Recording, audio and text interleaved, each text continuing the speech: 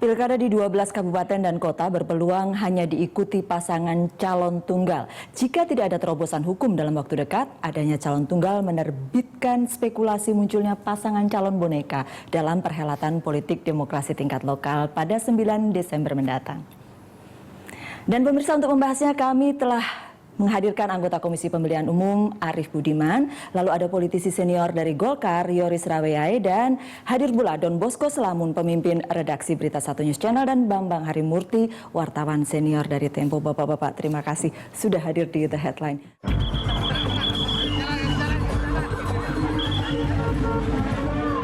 Pasangan Tri Risma hari ini, Wisnu Saktibuana, mendaftarkan diri ke KPU Surabaya untuk maju lagi dalam perhelatan pemilihan wali kota dan wakil wali kota Surabaya 2015.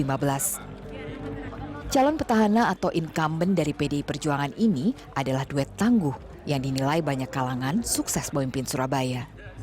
Hingga hari terakhir pendaftaran, 28 Juli 2015, Risma dan Wisnu menjadi satu-satunya pasangan yang mendaftar ke KPU Surabaya, alias calon tunggal. Surabaya bukan daerah satu-satunya dengan calon tunggal. 11 kabupaten dan kota berikut juga berada dalam bayang-bayang calon tunggal.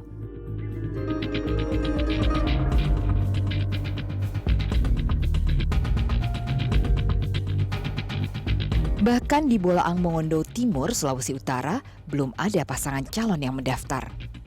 Syarat mendaftarkan pasangan calon untuk maju pemilihan gubernur, bupati, dan wali kota tahun ini dinaikkan. Dulu, parpol atau gabungan parpol cukup menghimpun 15% kursi DPRD. Sekarang parpol atau gabungan parpol harus mengumpulkan 20% kursi DPRD atau 25% suara sah yang diperoleh di pemilu 2014. Merebaknya calon tunggal membuat sebagian kalangan mempertanyakan kerja parpol. Kemana saja parpol selama ini? Padahal menurut almarhumah Miriam Budiarjo dalam Dasar-Dasar Ilmu Politik yang menjadi buku babon mahasiswa Visipol, salah satu fungsi parpol adalah rekrutmen politik, alias menyiapkan calon-calon pemimpin. Lantas apa yang akan dilakukan KPU selaku penyelenggara pilkada serentak? Apa pula langkah yang harus diambil pemerintah untuk memecah kebuntuan sekitar calon tunggal? Ada 12 calon tunggal gitu ya, Mas Arief ya, dan satu daerah di Kabupaten Bolaang Mongondo Timur malah tidak ada calon. Saya tadinya pikir banyak orang pengen jadi kepala daerah, ternyata tidak, Bang Dul. Makanya ini dianggap sebagai fenomena yang agak ganjil sebetulnya di situasi seperti sekarang. Kita tidak tahu seperti apa dulu pemikiran pembuat undang-undang. Apakah waktu mereka buat itu banyak sekali orang yang mau menjadi calon, lalu tiba-tiba ada fakta seperti ini, akhirnya tidak terjangkau oleh undang-undang. Lalu itu yang saya bilang bahwa ini fenomenanya agak ganjil. Tapi itulah politik kita. Kalau lihat perkembangannya, mungkin bagian yang normal dari perkembangan ini. Tapi lucu-lucu kalau lihat begini, kok tiba-tiba bisa begini tuh. Ada juga yang akhirnya tidak kemudian seperti judulnya, timbullah calon boneka yang kemudian maharnya itu, tahu gak Nung? Kita untuk menang itu sering mahar untuk tiket untuk masuk, tapi juga ada bayar tiket untuk kalah. Bayangkan. Mendapat bayaran untuk kalah gitu. Iya, dapat bayaran untuk kalah. Tapi kebayang nggak untuk perkembangan politik yang seperti ini, Mas Bambang? Ya, saya kira kan ini nggak baru ya, udah pernah terjadi di Jogja dulu, dan juga bahkan di Orde Baru itu malah sehari-hari kan. Selalu udah ditunjuk, udah ditunjuk, tapi kan nggak pernah calon tunggal di DPR itu. Selalu ada calon pendamping, ya, Bang Yoris pasti ingat sekali. Dan itu juga ada tarifnya menjadi pendamping itu pasti kan. Nah, tapi itu urusannya calon yang ditunjuk lah. Tapi kalau saya sih sebetulnya daripada boneka lebih bagus pakai bumbung kosong aja. Itu juga udah tradisi di Indonesia udah cukup lama. Kepala desa. Jadi kepala desa kalau nggak ada pesaingnya, disuruh lawan aja dengan bumbung kosong gitu. Tapi kita lihat lah, yang mau mencalonkan kepala daerah itu kan partai ya, lebih banyak partai daripada calon independen. Memang susahkah cari untuk 12 kabupaten kota ya? Plus satu. Plus satu. Sebetulnya tidak. Tidak. Sulit sih tidak, tetapi kan ada hitungan-hitungan terhadap kan seperti kami itu kan target ini kan bukan hanya untuk mencalonkan tapi untuk menang. Betul. Bagaimana mekanisme mencapai kemenangan, itulah kami coba berembuk dengan berbagai macam kriteria yang kalau tidak dapat titik temu, ya kita pakai lembaga survei untuk melihat elektabilitas dan popularitas. Jadi kompetensi, kemudian subjektivitas tentu dari partai, kemudian non teknis seperti yang tadi dibilang sama Don Bosco sama Mas Bambang.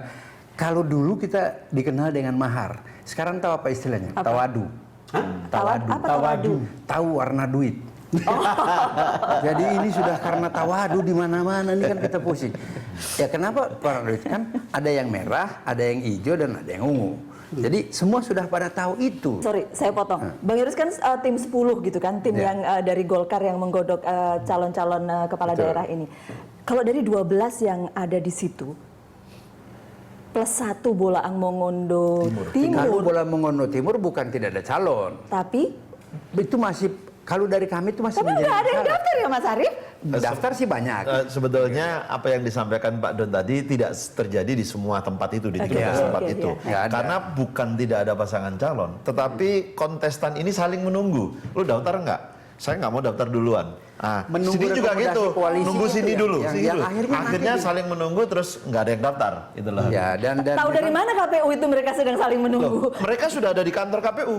Oh gitu. Tim itu sudah ada di kantor KPU, tapi dia nunggu sebelah bagaimana, mau dengan siapa, apa segala macam. Artinya yang 12 ini Yang 12 kita tidak mencari informasi detail ya, tapi untuk yang Bolaang Mongondo Timur itu Bolaang kenapa Mongondo nggak ada yang Timur. nggak ada yang daftar?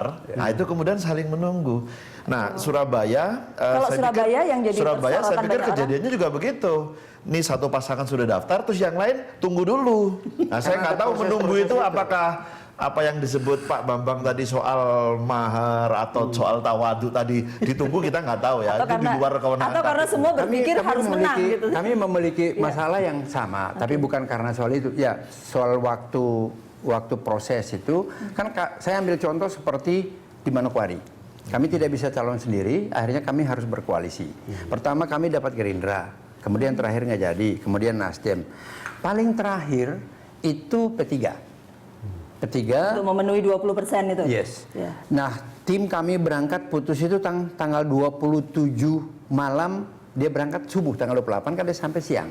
Oke. Itu P3 ada surat rekomendasi, ini saya mau tanya, mungkin ini masalah yang kita perlu selesaikan. Ternyata begitu 1 jam sebelum mereka pergi mendaftar, calon wakil ini dengan seluruh pengurus P3-nya nggak mau ikut. Nah, kan KPU nggak bisa terima. Nggak bisa terima. Walaupun kita bawa surat ini. Threshold itu rupanya jadi masalah juga ya? Oh iya banyak. Oh, Saya ambil contoh seperti sekarang di Manado, Sulawesi Utara. Iya. Satu calon di popularitas dan elektabilitas itu 46%. Golkar ada 3 calon di situ. Yang paling tinggi itu 16%. Terus nomor 2 15, nomor 3 13. Yang 15% ini dia mengundurkan diri karena anggota DPD, pasti nggak mungkin. Nah, sekarang yang 2 ini kami memanggil aja datang, ini loh hasil surveinya segini. Oke. Anda kalau mau paksa, kami akan keluarkan surat untuk pencalonan. Tetapi bukan hanya mencalonkan untuk meramaikan proses demokrasi, tapi pasti kalah kalau berdasarkan survei itu. Jadi kira-kira pertimbangan-pertimbangan Ada threshold, ada pertimbangan bahwa harus menang. Nah, kalau saya sih lihat perilaku politisi dan perilaku parpolnya. Bagi saya keberanian untuk kalah itu adalah bagian dari pendidikan politik. Jadi kalau surveinya mengatakan 25 dengan 15, kalau saya dapat 15, saya mengandaikan parpolnya harus berani mencalonkan. Tentu problemnya adalah soal koalisi untuk sampai pada pemenuhan syarat kan. 15% survei ya? Yang ingin saya katakan sebetulnya kan ada juga orang tidak mau maju karena sudah tahu lawannya satunya pasti sangat menang. kuat, ya. Bagi saya adalah sebuah kesalahan dalam proses pendidikan politik kita. Ya orang harus fight untuk meraih kemenangan. Kalau misalnya mau bikin PP pemerintah, saya ada 2 usulan sih. Yang pertama ya kalau nggak ada calon itu harus dilawan dengan kalau ada perpu. Itu pakai bumbung kosong aja. Dan kemudian kita belajar dari calon yang ada. Misalnya kalau dia di atas 30%, oke lah dia boleh menang. Tapi kalau di bawah itu kan seperti calon multiple. Tapi yang kedua adalah gini, partai yang tidak mencalonkan harus kena dis. Dia nggak boleh mencalonkan lagi di next election gitu. Ini Semua pasti mencalonkan pasti harus. Ya harus. Kalau itu bisa, cuman Kan pertanyaannya begini Bang Yoris, kalau semua mencalonkan satu orang, motifnya apa? Kalau dia memang bagus betul, kita bisa terima. Tapi kalau karena dibayar, pusing juga kita. kami mencoba itu. Ada beberapa yang harus kita cepat begini. Susahnya kalau kami mencari koalisi itu tidak mau. KPU terbayang nggak yang seperti ini sebelum itu dia. ketika Ini emang- membuat peraturan sebenarnya nggak KPU? terbayang juga gitu loh. Tapi memang pembuat undang-undang kita nggak tahu ya motifnya Iya. bagaimana ketika undang-undang itu dibuat. Threshold untuk baik melalui jalur partai politik maupun melalui jalur perseorangan itu kan naik semua. Iya, Jadi betul. pada saat pemilu kada yang lalu itu kalau melalui partai politik itu bisa 15%. Iya, dan Sekarang kan sekarang 20 dan 25. 25. Betul. Kemudian calon perseorangan dulu itu paling tinggi 6%. Sekarang itu Ada yang paling 8. rendah 6,5% dan paling tinggi 10%. Jadi memang semuanya thresholdnya naik gitu. Jadi memang saya tidak tahu apakah ini juga ikut memberi kontribusi ya. Justru pertanyaan saya dulu ketika Golkar ikut mendukung kenaikan threshold ini, apa motifnya? Kan itu kan mengurangi calon sebetulnya, sehingga partai-partai kecil tidak perlu. mengurangi saingan, tapi ternyata nggak ada saingan beneran. Memperketat melalui proses threshold supaya jangan semua datang mendaftar suka-suka dia pikir mudah. betul. kan. Memang Dan untuk dilematis. mencari Kemarin beberapa daerah calonnya juga terlalu banyak. Itu juga sebetulnya agak merepotkan. Ya, Konflik juga bisa agak tinggi. Tapi sebetulnya kan kalau partainya profesional dan benar, mereka akan melakukan pemilihan internal partai dulu kan, seperti Biasa yang ada. Kita ada di proses Partai penjaringan. Demokrat, Partai Republik di Amerika, mereka ada yang Di daerah pertarungan, gitu ya. sehingga mereka betul-betul tahu para partainya itu pendukung siapa yang menang, baru itu diajukan babak berikutnya. Ini kan masalahnya partai-partai males melakukan Kalau kami keyakinan tidak. itu. Apalagi Kami sekian ada banyak. jumlah gitu. nomor. Jadi kami itu proses penjaringan dan terakhir itu fit and proper test. Untuk Tapi itu kan masing-masing calon masalahnya, ya. fit and proper test itu kan pengurus partai yang milih pastinya. Padahal kan ini harusnya dipilih oleh anggota partai itu dengan pemilu. Iya. Kami ada 3 tahapan sampai Oke. kepada fit and proper test, kemudian ini dibawa ke pusat, baru ada tim pilkada. Untuk Itu beberapa partai sih iya. bagus ya. Kita lanjutkan sehabis jeda ya. Kami akan kembali setelah jeda berikut.